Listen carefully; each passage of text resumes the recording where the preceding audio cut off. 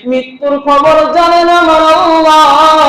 মৃত্যু কখন আসবে, আজরাইলকে কখন পাঠাবে আল্লাহই ভালো জানেন। তৌফিক দান করেছেন, এজন্য মহান প্রভুর দরবারে শুকরিয়া আদায় করি। সকলে অন্তরস্থল থেকে বলি আলহামদুলিল্লাহ। আল্লাহ পাক রব্বুল আলামিন আপনাকে আমাকে দুনিয়াতে পাঠিয়েছেন খুব অল্প সময়ের জন্য। দুনিয়ার সময় যে কতটুকু অল্প, দুনিয়ার কোনো মানুষ কিন্তু জানে না।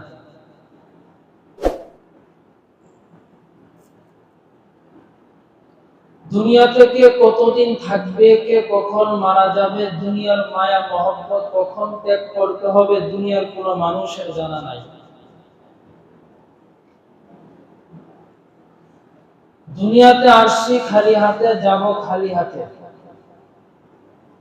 মাঝখানের সময়টুকু আল্লাহ কেন পাঠাইলেন? ওমা খালাকতুল জিন্না ওয়াল ইনসা ইল্লা লিয়াবুদুন, আল্লাহর ইবাদতের জন্য। দুনিয়াতে আসছি খালি হাতে, যাব খালি হাতে। আজ পর্যন্ত কবর দেশে কেউ কিছু নিয়ে যাইতে পারে না, শুধু কাফনের কাপড় ছাড়া। কি বলে, ঠিক নেই? শুধু কাফনের কাপড় ছাড়া আর কিচ্ছু যাবে না। তাহলে তো অহংকার কেন, এত তাকাব্বর কেন? আপনি যে মারা যাবেন, মারা যাওয়ার পর আপনার শরীর থেকে কাপড়গুলো খোলা হবে, খুলে নেওয়া হবে। ওই কাপড় পর্যন্ত নিয়ে তো যেতে পারবেন না কবর পর্যন্ত। আপনি মারা যাওয়ার পরে আপনার আত্মীয় স্বজনরা দুই একদিন কান্না করে পর ভুলে যাবে। আপনার কবর আপনাকেই যেতে হবে, আপনার কবরের প্রশ্নের উত্তর আপনাকেই দিতে হবে, আপনার কবরের সামানাপত্র আপনাকেই জোগাড় করতে হবে। ঠিক নেই? ঠিক। বললেও ঠিক, না বললেও ঠিক। কারণ আপনার কবরের প্রশ্ন উত্তর তার একজন দিয়ে দিবেন। আপনার কবরের ঈমান আমল আপনাকে বানিয়ে নিয়ে যেতে হবে। দুনিয়াতে যা কিছুই করি না কেন কিচ্ছু নিয়ে যেতে পারবো না। বড় বড় বাদশারাও তো কিছু নিয়ে যেতে পারে না। হ্যাঁ, সারা পৃথিবী বাদশাহী করেছিলেন চারজন বাদশাহ, এর মধ্যে দুইজন ছিল মুসলমান, দুইজন ছিল কাফের। মুসলমানদের মধ্যে একজন ছিল আল্লাহর পয়গম্বর হযরত সুলাইমান আলাইহিস সালাম, আর একজন ছিল বাদশা যুলকারনাইন। কাফেরদের মধ্যে দুইজন ছিল, একজন ছিল ফেরাউন আর একজন ছিল বখতেনসর। বাদশা যুলকারনাইন এমন বাদশা ছিলেন, সারা পৃথিবী শাসন করেছেন। মৃত্যুর সময় তার কাছের লোকদেরকে ডাক দিয়ে বলল, কাছের লোকেরা, যখন কাফনের কাফন দিয়ে আমাকে প্যাকেট করবা, কাফনের ভিতর থেকে আমার হাত দুটো এইভাবে বের করে দিবা। প্রশ্ন করলো, কেন? তো বাদশা যুলকারনাইন বলল যে দুনিয়ার মানুষ আমাকে দেখবে, দেখো সারা দুনিয়ার বাদশা হওয়া সত্ত্বেও দুইটা হাত খালি হাতে কবরে যাইতেছে, কিছুই নিয়ে যাইতে পারতেছে না। এজন্য কাফনের ভিতর থেকে আমার হাত দুটো এইভাবে বের করে দিবা, যাতে মানুষ বুঝে সারা দুনিয়ার বাদশা হওয়া সত্ত্বেও কবরে কিছুই নিয়ে যেতে পারবো না। এজন্য আপনি আমি কিছু নিয়ে যেতে পারবো না। দুনিয়াতে আসছি খালি হাতে, যাব খালি হাতে। এই যে হায়াতটুকু আল্লাহ পাক দুনিয়াতে আপনাকে আমাকে দিয়েছেন, এই হায়াতটুকু যদি আল্লাহ পাকের ইবাদতে কাটাই, ইসলাম অনুযায়ী, কোরআন অনুযায়ী, রাসূলের সুন্নাহ অনুযায়ী কাটাই, তাহলে কবর হবে জান্নাতের বাগান। আল্লাহ তাআলা বলেন, কুল্লু নাফসিন যায়িকাতুল মাউত, প্রতিটি প্রাণীকেই মৃত্যুর স্বাদ গ্রহণ করতে হবে। জীবন যার আছে তার মৃত্যু আছে। আল্লাহ বলেন, আল্লাযী খালাকাল মাউতা ওয়াল হায়াতা লিয়াবলুয়াকুম আইয়ুকুম আহসানু আমালা। হে দুনিয়ার মানুষ, তোমার হায়াত এবং তোমার মউত আমি সৃষ্টি করলাম, আমি আল্লাহ দেখব সব থেকে বেশি উত্তম আমল করে কে, সব থেকে সুন্দর আমল করে কে। আল্লাহ হায়াতও বানিয়েছেন, মওতও বানিয়েছেন আল্লাহ পরীক্ষা করার জন্য। দুনিয়াটা হলো পরীক্ষার হল। দুনিয়াটা কিসের হল? পরীক্ষার হল। এই দুনিয়াটা হচ্ছে পরীক্ষার হল। মানুষ পরীক্ষার হলে যখন পরীক্ষা দেওয়ার জন্য যায়, তারা কি একেবারে যায় নাকি কিছু সময়ের জন্য যায়? 2 ঘন্টা, 2.5 ঘন্টা, 3 ঘন্টার বেশি তো থাকে না। আল্লাহ বলে, বান্দা দুনিয়া হচ্ছে পরীক্ষার হল। এই পরীক্ষার হলে তোমাদেরকে পাঠিয়ে দিলাম চিরস্থায়ীর জন্য নয়, ক্ষণস্থায়ীর জন্য। তোমার একটা হায়াত নির্ধারণ করা রয়েছে।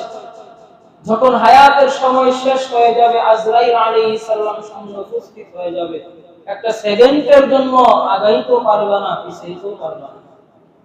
ফাইদা জাআ আজালুহুম লা ইস্তাখিরুনা সাআতাও ওয়া লা ইস্তাকদিমুন। আল্লাহ বলেন, বান্দা তোমার হায়াতটা নির্ধারণ করা হায়াত। কারো সময় 40 বছর, কারো সময় 60 বছর, কারো সময় 20 বছর। কেউ আবার দুনিয়াতে আসার আগে মায়ের গর্ভে মারা যায়, ঠিক না? দুনিয়াতে আসতেও পারে না, মায়ের গর্ভেই মারা যায়।